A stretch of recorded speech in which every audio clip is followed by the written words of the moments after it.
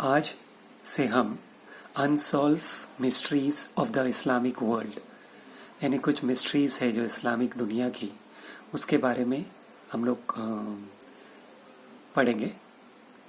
जाबिर इब्न Hayyan, ये नाम काफ़ी कम लोगों को मालूम होगा, मगर इतिहास की कई कहानियों में इनका जो नाम है बड़ा अहमियत रखता है।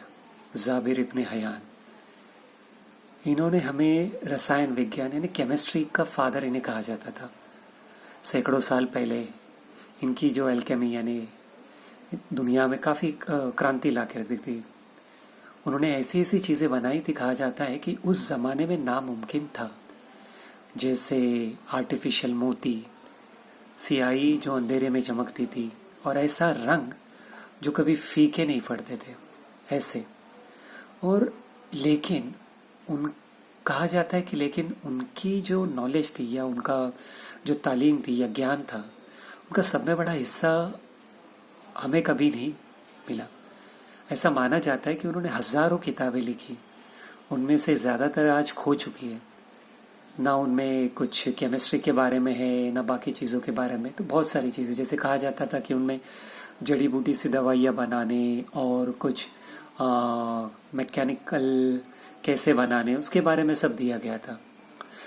आज हमारे पास मतलब उनके लिखे गए कुछ ग्रंथ हो गए, या आप कह सकते किताब होगी, जिसके कुछ ही अंश बाकी, यानी छोटे से हम लोग के पास थोड़ा सा ही एक कुछ पन्ने, फटे हुए पन्ने, कुछ अधूरे मतलब एग्जाम्पल्स। ये टुकड़े हमें बताता है कि उनकी जो तालीम थी वो कितनी गहरी थी और हम क्या खो चुके। उनकी जो तालीम थी वो एक खाली जगह की तरह हो गई हमारे लिए, जो और एक ऐसा रहस्य जो आज भी एक अनसुलझा है। और उनके जो स्क्रिप्चर्स को क्या हम लोग ढूंढ पाएंगे? ये जाबिर इब्न हयान का सबसे बड़ा खजीना हमेशा के लिए एक रहस्य बन के रहेगा। और यही मुस्लिम्स कौम गलती कर देती है कि वो उनके स्क्रिप्चर्स, उनकी जो नॉलेज है वो आगे की पीढ़ियों के लिए प्रॉपरली उसको प्रिजर्व और सेव करके नहीं रखते, ताकि आने वाली जनरेशन को उससे फ़ायदा हो। ये आज का पहला वॉल्यूम कैसा लगा आपको? कमेंट्स कीजिएगा, लाइक कीजिएगा, सब्सक्राइब कीजिएगा।